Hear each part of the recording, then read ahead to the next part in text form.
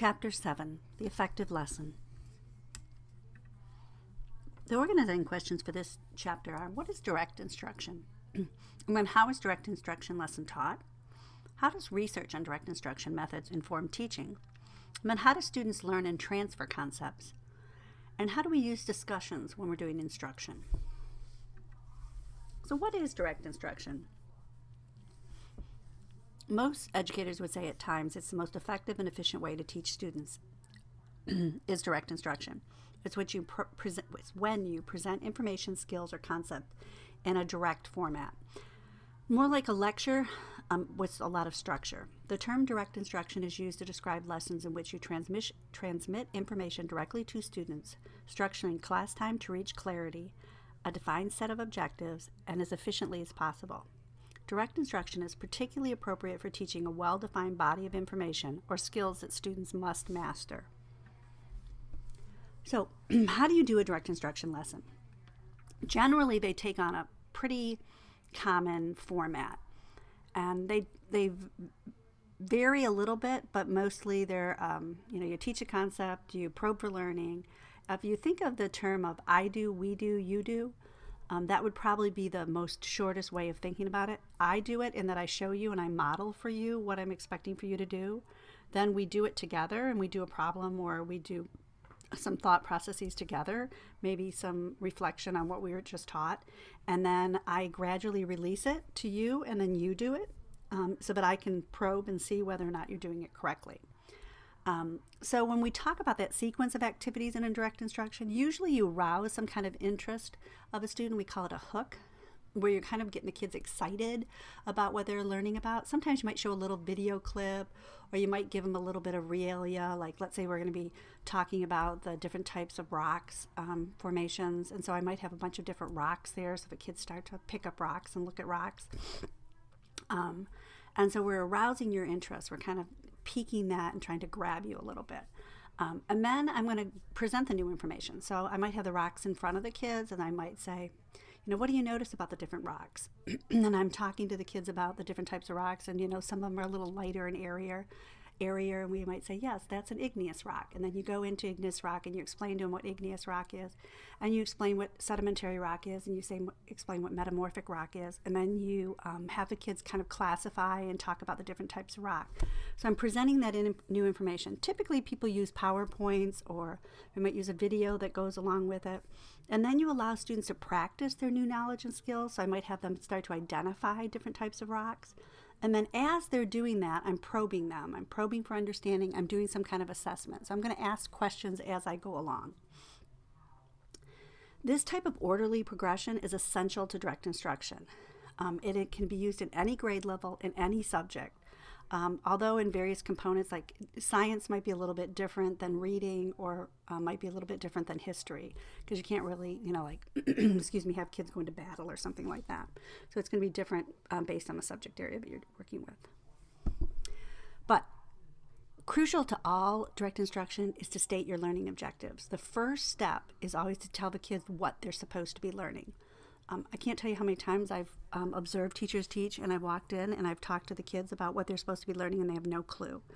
So tell the students what they'll be learning and what performance will be expected of them. By the time you leave this class, you should be able to list the 5 reasons for the Civil War, or at least 5 reasons for the Civil War.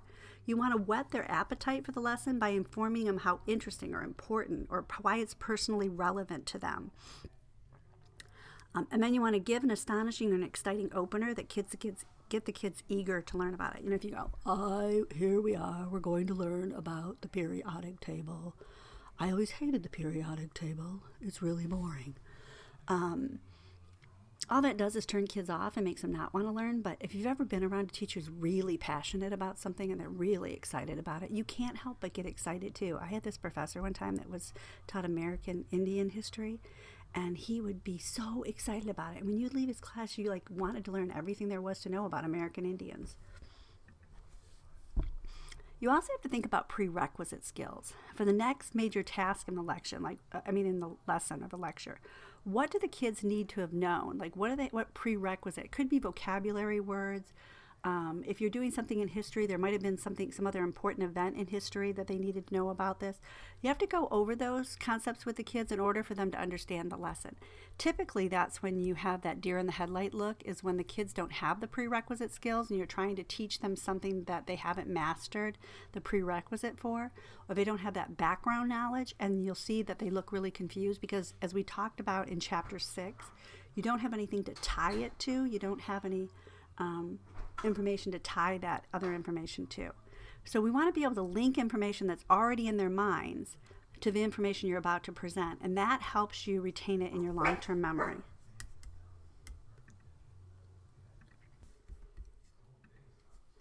So then you're going to present new material. Here begins the main body of a lesson.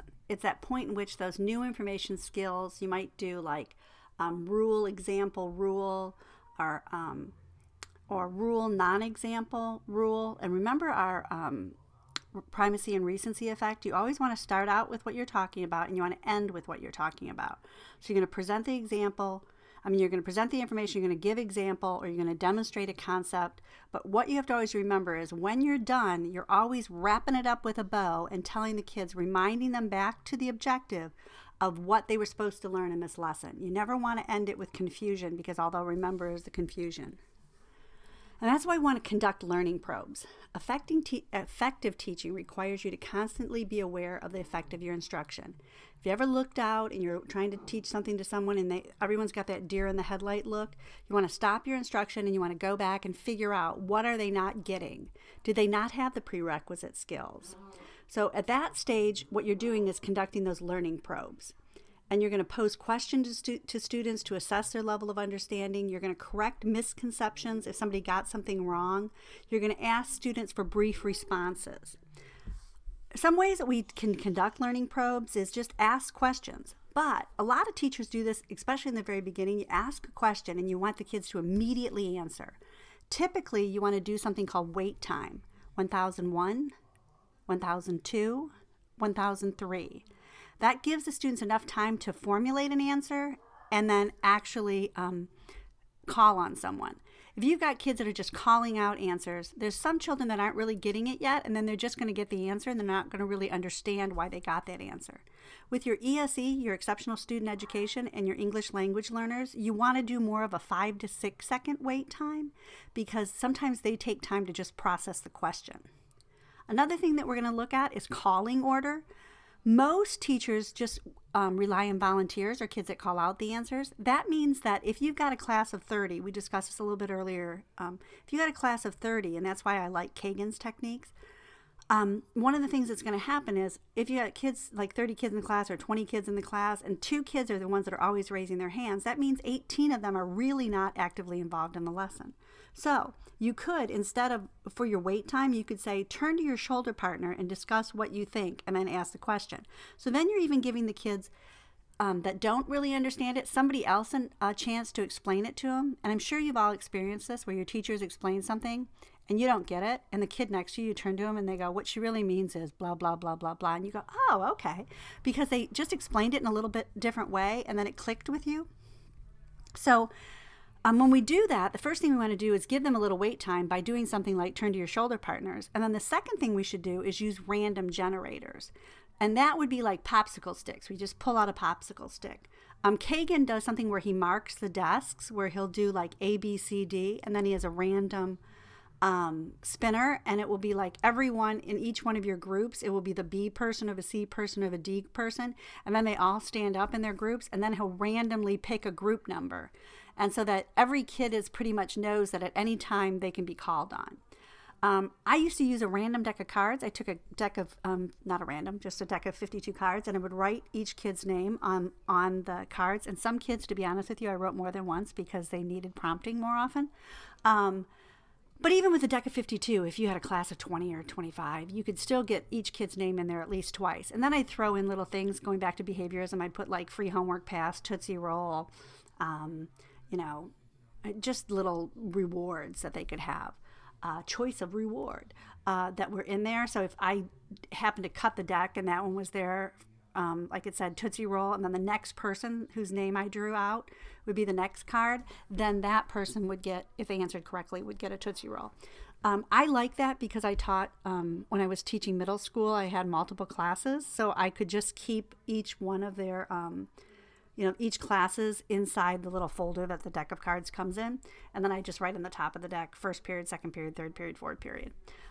There's also a lot of online random generators. You can just do a Google search for online random generators, and you can actually put your students, list of your students in there, and they'll keep it for you. And then you just hit it, and it randomly picks on kids. The nice thing about this is it keeps everyone alert. You can also use all pupil response.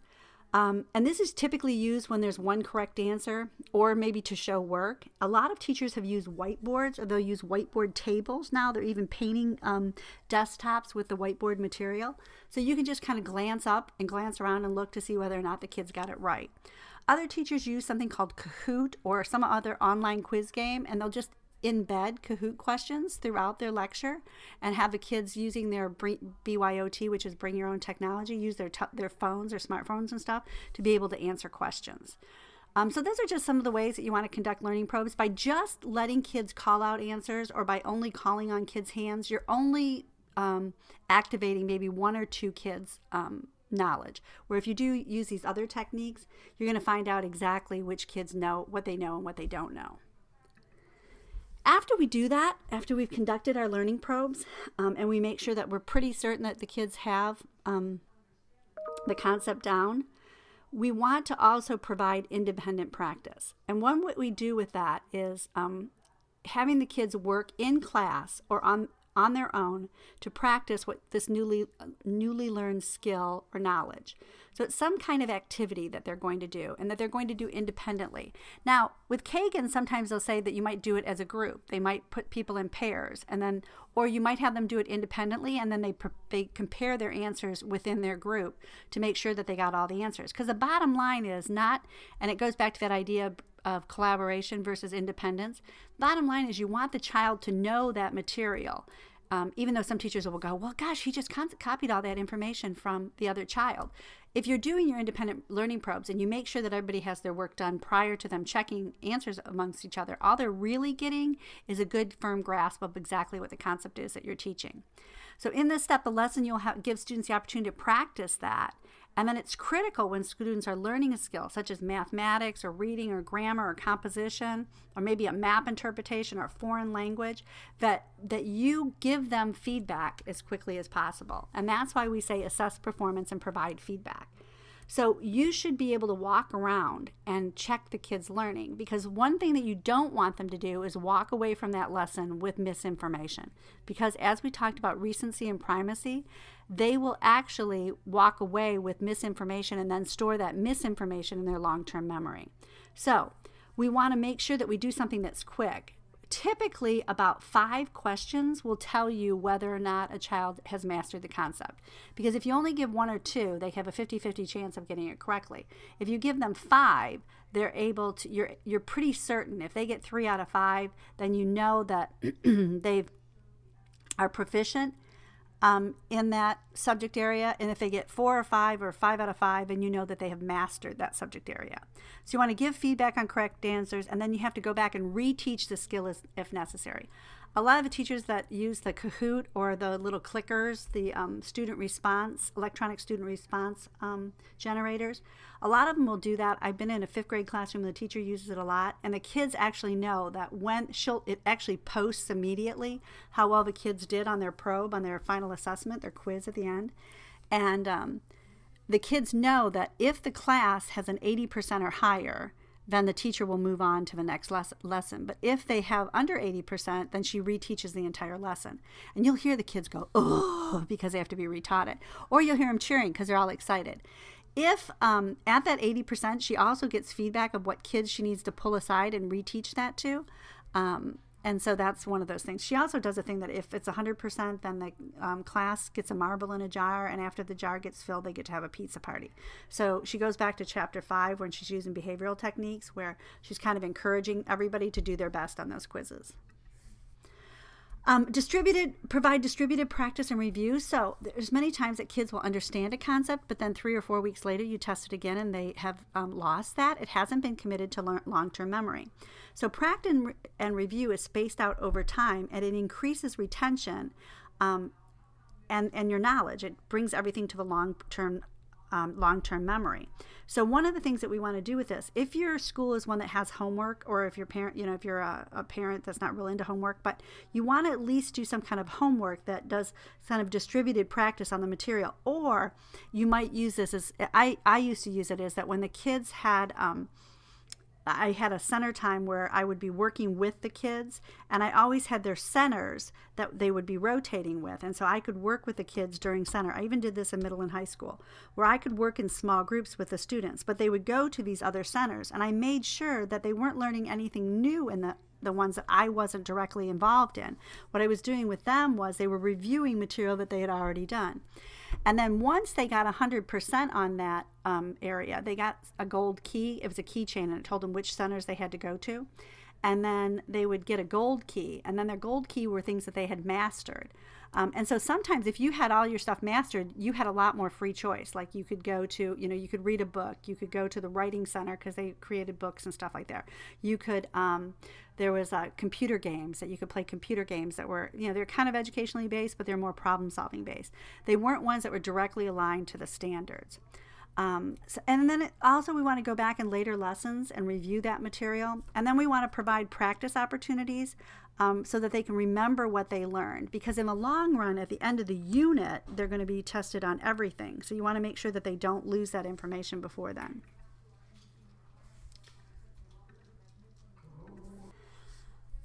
So the research on direct instruction methods is pretty good. Most of the principles of direct instruction discussed in this chapter have been derived from that process product studies, in which observers record the teacher's practices of teaching and who students consistently achieve at a high level.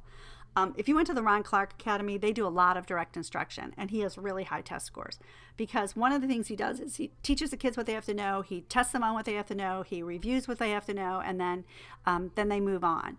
And it's really fast paced too. If you're in his class, there's no slowing down. It's boom, boom, boom, boom, boom, boom, boom.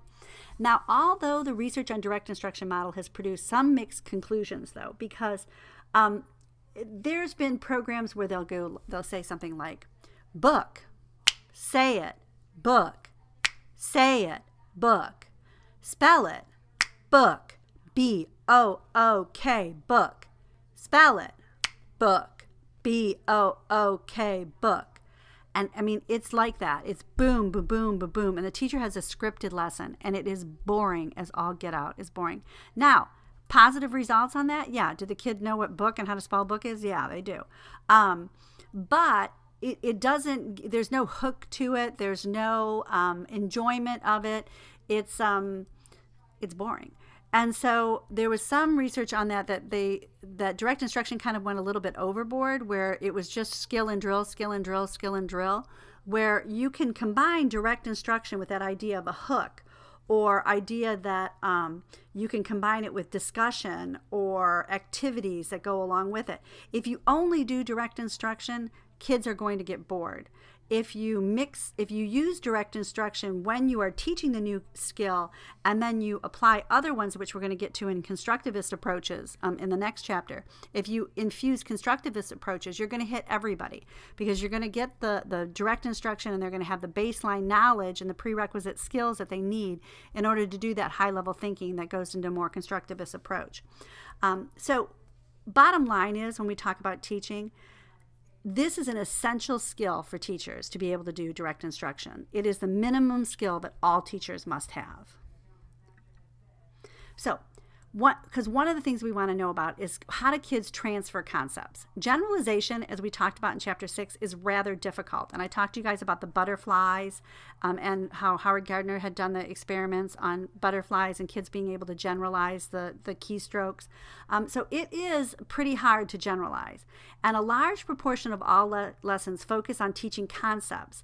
And that concept is kind of an abstract idea that generalizes from a specific example. So if we're talking about categorization. We can categorize fish, we can categorize rocks, we can categorize components of a lesson. Categorization is a concept that is applied to like the genus of biology. It is applied to most scientific properties, but it also can be categorized into nouns and verbs and adverbs. But it's a concept, and you don't always generalize that ability to categorize just out of, actually it's a function that your brain likes to do, but it's one of those ones that I have to teach you what the categories are in order for you to categorize. So when we look at a concept, there's generally two ways that we learn something. Most concept we learn outside of school, we learn by observation. So when we're talking about the concept of family, or we're talking about the concept of love, or we're talking about some of those other concepts that you learn outside of school, it's kind of like we experience the concept of fear, we experience the concept of love. We can't really put our finger on it, but from experience we know what those things are. Other concepts are typically learned by definition. For example, it's very difficult to learn the concept of aunt or uncle through observation. Somebody told you who your aunt or uncle is. If you've ever worked with a little kid and they start talking about that, it's your brother. And like when I remember my niece was just recently, she calls my mom Nana and grandma. And then she has a child now, and he calls her Nana. So she couldn't understand, and he knows who her grandma and grandpa is. So when Reese was saying, Mommy, Nana's here, and she said, yeah, I know, that's my grandma. And then he goes, no, that's not your grandma. Your grandma is your mommy. And she's like, oh, well, no, but yeah, I know, but my daddy's mommy is grandma. And then so he was really confused because the concept of grandma was, Louise, my mother, my sister-in-law. But he didn't understand that my mom, his Nana, could be Cecilia's grandma yet, because it's something that he just doesn't observe. He has to be taught that.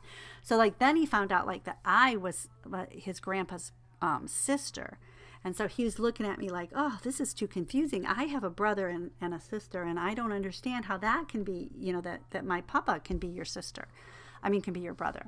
So it's those concepts that sometimes you have to explain them to them in order for them to understand. And then some you just observe. Like nobody has explained to you the concept of happiness. You just feel it. So sometimes we have to teach for that transfer of learning. And transfer of learning from one situation also depends on mostly two factors. The degree to which the information or skill was learned the first time you learned it. And then the degree of similarity between the situation in which your skill or concept was learned and what you're going to apply it to. So if I teach you how to drive a car, you know how to drive a car. If I put you in a golf cart, you more than likely will be able to transfer that skill because they're very similar. However, if I were to put you into a semi-truck, you might be a little bit nervous. Even though the skill is very similar, it's not exactly the same, and you do realize that there's probably some differences. Now, some people would get into a semi and go, oh, yeah, I can drive a car, I can drive a semi. That goes along with it. So if you learned to drive a car and you were poor at it, then the likelihood that you would be poor at driving a go-kart or driving a semi would be quite high. So the degree of which you learn that information or skill depends on how easy it is to transfer. And then also the similarity between the situations also has to do with transfer. Sometimes we have to make the implicit explicit. We think that a skill is exactly the same, but it doesn't seem the same to the student or to the child. So you have to say, this is just like when you did X, Y, and Z. Try those same skills and you will find that you will do that. I used the example before about I taught kids how to use a scanner, and we had a specific scanner, and you had to open up this icon on the software, and then you had to highlight what you wanted scanned, and you had to push scan. And then they went over to the library, and it was a completely different setup, and the icon looked different, but the steps were exactly the same. You had to highlight what you wanted, scan them, and you just had to hit scan, and then you had to make sure you saved it to the right folder. But students lost their mind because the original icon was different. So like when I taught it later, I had to actually go around to different parts of the university, and this was university kids, I had to go around to different parts of the university, and I had to copy all the different types of icons of different scanners. Actually, it was such a problem that Stetson actually moved before scanning what you could do pretty much from a copy machine or anywhere, and you guys pretty much have grown up with it. This was probably about 10 years ago, maybe more. Anyway, they all went to one brand of scanner because students had such a meltdown, being able to move from department to department or lab to lab and having different scanners. So the concept of transfer is not always the easiest. Also, we have one of the most important factors of transfers is skill account. We already talked about that, how well is learned in the first place. So how are discussions used in instruction? You can use discussions as part of instruction for many different reasons. Discussions lend themselves, though, to, you don't want to just have a discussion about the weather. You can, but it can get kind of boring. But typically when you want to do discussions in class, and this can augment a direct instruction, is you want to have something that's subjective or controversial topics so that kids can form opinions and can talk about it and have to defend what they're saying. Because one of the things that you want to do in a discussion is allow them to be able to defend and support what they're saying with research. So if it's a controversial or a subjective where you have an opinion about something and that they have to defend that opinion, that makes a discussion much more lively. Difficult or novel concepts is not a bad one to have a discussion about too, because you're going to get multiple viewpoints about what it is. So you're going to give the kids something to read, or you're going to teach them something, and you're going to let them kind of struggle with that material and have them talk about it. And then you get multiple perspectives, and then children are able to form a better and deeper. Remember, if you go deeper, then they have that deeper knowledge that commits to long-term memory. And then affective objectives, things that are about how you feel or your personal experience with something or personal relation with something. That also, because that leads us back to that idea of episodic memory.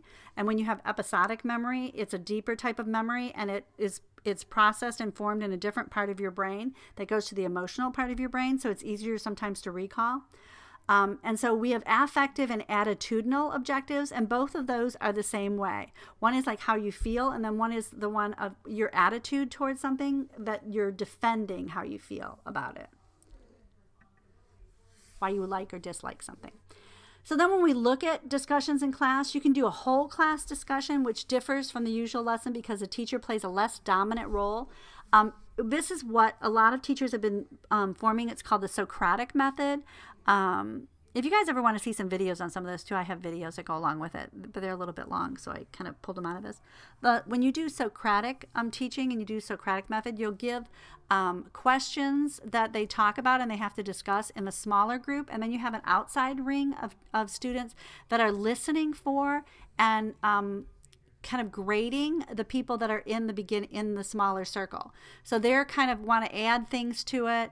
They can correct any misconceptions that they think that the person that they're observing is saying or doing, and they kind of give feedback that goes in. And then the outside circle comes in and they start to talk about what they learned from the inside circle. Small group discussions where students work in 4 to 6 members of a group and they discuss a particular topic, and then the teacher moves from group to group, aiding in the discussion. This is what Kagan does a lot. He will give questions that are in the small group, or they do something called like a rally robin or a round robin, where the kids go back and forth in specific time amounts, where they give examples or they talk about what they're, the subject of what you're supposed to be learning.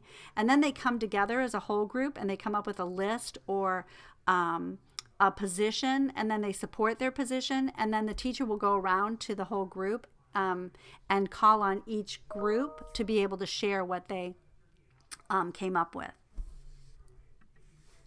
And that's pretty much the end of this chapter. It was a rather short one, and it's on effective lessons. The next chapter is on constructivist approach, and we're going to talk about bridging out from that and different ways that you can do learning.